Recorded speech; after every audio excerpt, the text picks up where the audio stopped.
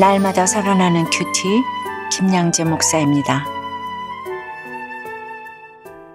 오늘 큐티인 말씀은 스가랴 6장 1절에서 15절까지입니다. 하나님 아버지 싹이 되시는 예수님을 통해 거룩이 목적이 되는 인생 성전을 지을 수 있도록 말씀해 주시옵소서. 듣겠습니다. 거룩한 성전을 지으려면 첫째, 눈을 들어 말씀을 봐야 합니다. 오늘 1절에 내가 또 눈을 들어 본즉 네 병거가 두 산 사이에서 나오는데 그 산은 구리산이더라고 해요. 하나님이 이렇게 날마다 말씀을 보여주시는 사람은 물론 기쁨도 있겠지만 동시에 사명을 감당해야 하기에 어려움도 있겠지요. 주님이 보여주시는 것만큼 책임도 따르기 때문입니다. 그러나 이것이 바로 증인의 삶입니다. 그래서 오늘 하나님이 스가랴에게 무엇을 보여주시나요? 2절과 3절에 보니 네 병거에 매어 있는 네 마리 말들이 나옵니다. 첫째 병거는 붉은 말들이, 둘째 병거는 검은 말들이, 셋째 병거는 흰 말들이, 넷째 병거는 어룽지고 건장한 말들이 매었는지라고 해요. 여기서 붉은 말은 전쟁과 피 흘림을, 검은 말은 죽음과 절망을, 흰 말은 기쁨을, 어룽진 말은 기근과 질병을 상징합니다. 고대 근동에서 병거는 전쟁에 사용된 무기 중에 가장 강력한 위용을 자랑하는 병기였어요. 그러니 이 환상은 하나님이 건장하고 강력한 말과 병거들을 통해 심판을 준비하고 계신다는 것을 보여줍니다. 하나님 없는 인생은 잘 살고 못 살고를 떠나 두려움 속에 갇혀 살 수밖에 없지요. 하지만 날마다 말씀을 통해 눈을 들어 나와 내 가정과 세상을 바라보게 되면 내가 당한 심판은 물론 앞으로 당할 심판까지도 해석할 수 있게 됩니다. 우리가 두려울 것이 없어서 두려움 없는 인생을 사는 게 아니지요.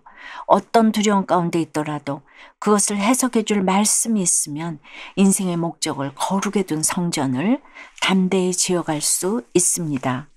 적용해 보세요. 여러분이 지금 눈을 들어 바라보아야 할 것은 무엇입니까? 심판이 두렵고 나를 괴롭히는 말과 병거가 괴로워서 눈을 들어 말씀을 봐야 할 때 정작 널브러져 있지는 않습니까? 거룩한 성전을 지으려면 둘째, 날마다 말씀으로 하나님의 뜻을 물어야 합니다. 4절에 내가 내게 말하는 천사에게 물어 이르되 내 주여 이것들이 무엇이니까 하니 라고 해요. 스가랴는 하나님의 뜻을 알고 싶었기에 이것들이 무엇이니까 하며 열심히 물었어요. 선지자도 이렇게 열심히 묻는데 우리도 날마다 주께 묻고 공동체에 물어봐야 하지 않겠습니까? 그러자 5절에 천사가 이는 하늘의 네 바람인데 온 세상에 주 앞에 서 있다가 나가는 것이라고 친절히 답을 해줍니다. 주님도 그렇습니다. 우리가 물을 때 이렇게 반드시 말씀해 주세요. 5절에서 바람은 신속함을 상징하는데 이는 하나님의 심판이 확실하고도 신속하게 임할 것임을 보여줍니다. 또 6절에 보니 검은 말은 북쪽 땅으로 나가고 흰 말은 그 뒤를 따르고 어룽진 말은 남쪽 땅으로 나가고라고 해요. 각기 말들이 나가는 방향이 정해져 있네요. 그런데 7절에 건장한 말은 나가서 땅에 두루 다니고자 하니 그가 이르되 너희는 여기서 나가서 땅에 두루 다니라 하매 그 땅에 두루 다니더라고 합니다. 이 건장한 말이 곳곳에 두루 다녀서 피할 자가 없게 되는 것이 바로 심판입니다. 건장한 말들이 준비를 마치고 하나님의 심판이 떨어지기만을 기다리고 있다는 거예요. 요한계시록 7장을 보면 하나님의 정하신 때가 되지 않아 네 천사들로 하여금 하늘의 네 바람을 붙들게 하셨다고 기록하고 있어요. 그러나 이제 하나님의 정하신 때가 되면 천사가 하늘에 네 바람을 놓게 하심으로 심판의 광풍이 몰아치게 될 것이라는 뜻입니다. 세상 사람들은 이것을 모르기에 악을 행하는데 담대하고 빠른 것이지요. 그러나 그들이 당할 심판 역시 신속하게 다가오고 있습니다. 여러분 어떠세요? 날마다 말씀으로 하나님의 뜻을 묻고 있습니까? 스스로 결정하기 바빠서 심판의 말씀을 듣고도 무시하고 있지는 않으세요? 하나님과 돈이라는 두 주인을 섬기던 인생에서 돌이켜 거룩한 성전을 사모하게 하신 하나님께 감사드린다는 한 성도님의 큐티인 묵상 간증이에요. 전 5살 때 아버지가 돌아가시고 가족이 흩어지면서 보육원에 맡겨졌어요. 이후 장로님이신 보육원 원장님 덕분에 매일 새벽 예배를 드리며 학교에 다녔지요. 그러다 중학생 때 제가 원하는 고등학교에 가고 저와 비슷한 환경의 자매를 만나게 해주시면 교회 잘 다닐게요 라고 서원 기도를 드렸답니다. 그런데 그 기도대로 원하는 고등학교에 입학하고 취업 후에는 저와 비슷한 환경의 자매를 만나 결혼했어요. 그러나 힘들게 살아온 저희 부부는 잘 먹고 잘 사는 것이 우상이 되어 살았답니다. 그래서 저는 돈을 번다는 명목으로 지방 출장을 자주 다녔어요. 그런데 부재중 가장인 저로 인해 아내가 산후 우울증과 공황장애에 걸리고 어린 세 자녀도 상처를 받았답니다. 그러다 저는 아내의 권면으로 믿음의 공동체에 속해 말씀으로 양육받게 되었어요. 그러면서 제가 돈을 우상 삼아 살며 아내와 자녀들을 아프게 한 죄인임을 회개하였습니다. 오늘 12절에 보라 싹이라 이름하는 사람이 자기 곳에서 돋아나서 여호와의 전을 건축하리라고 해요. 이 말씀처럼 행복을 쫓아 포로 생활하던 삶에서 건져주시고 예수 그리스도가 돋아나 건축해 주시는 거룩한 성전을 사모하게 하시는 하나님께 감사드려요. 저의 적용은 아직 믿지 않는 남동생에게 주일에 함께 교회 가자고 권면하겠습니다. 큐티한 내용을 일주일에 2번씩 SNS 가족 대화방에 나누겠습니다. 입니다. 여러분, 거룩한 성전은 어떻게 지어가는 것일까요? 12절에 보니 만군의 여호와께서 이같이 말씀하시되 보라 싹이라 이름하는 사람이 자기 곳에서 돋아나서 여호와의 전을 건축하리라고 하세요. 이 싹은 곧 예수님을 의미하지요.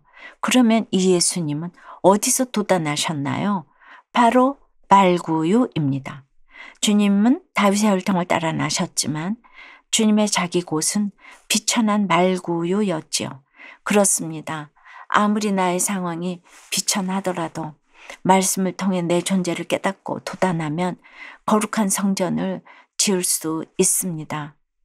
또 13절에 그가 여호와의 전을 건축하고 영광도 없고 그 자리에 앉아서 다스릴 것이요 또 제사장이 자기 자리에 있으리니 이 둘 사이에 평화의 의논이 있으리라고 해요. 우리가 왕 같은 제사장이신 주님이 지어주시는 성전이 되면 세상은 흉내낼 수조차 없는 영광과 평화의 삶을 살아가게 된다는 것입니다. 사랑하는 여러분, 인생의 목적은 행복이 아니라 거룩입니다. 그런데 우리가 거룩을 목적으로 두고 이 성전을 지을 때 참 많은 방해가 있지요. 그럼에도 때마다 눈을 들어 말씀을 보고 하나님의 뜻을 물을 때 우리도 예수님처럼 스스로 도단한 자가 되어 여호와의 전을 건축하는 인생이 될 줄 믿습니다. 기도드릴게요. 주님, 오늘 눈을 들어 주님을 바라보라고 하십니다. 참으로 저희가 날마다 말씀으로 주님을 봐야 하는데 이 땅에서 수고하고 무거운 짐을 주께 내려놓지 못하기에 주님을 오지 못할 때가 많습니다. 주여 불쌍히 여겨 주시옵소서. 심판과 기근의 사건이 있어도 이것이 다 말씀에 기록되어 있기에 주께 묻기만 하면 주님이 답을 다해 주신다고 합니다. 그런데도 교만해서 묻지 않을 때가 많이 있음을 고백합니다. 주여 용서해 주시옵소서. 이젠 우리 인생이 스스로 지어 올리는 성전이 아니라 싹이신 예수님이 지어주시는 거룩한 성전이 될 수 있도록 인도해 주시옵소서. 각자의 비천한 환경 속에서 오직 주님만 바라보는 오늘 하루가 될 수 있도록 주여 도와 주시옵소서. 예수 그리스도 이름으로 기도드리옵나이다. 아멘. 지금까지 우리들 교회 김양재 목사님이었습니다. 큐티에 도움받기 원하시는 분들은 QTM 홈페이지 qtm.or.kr 또는 유튜브에서 QTM을 검색하시면 도움받을 수 있습니다. 자세한 문의사항은 지역번호 031-705-5360번으로 문의하시기 바랍니다.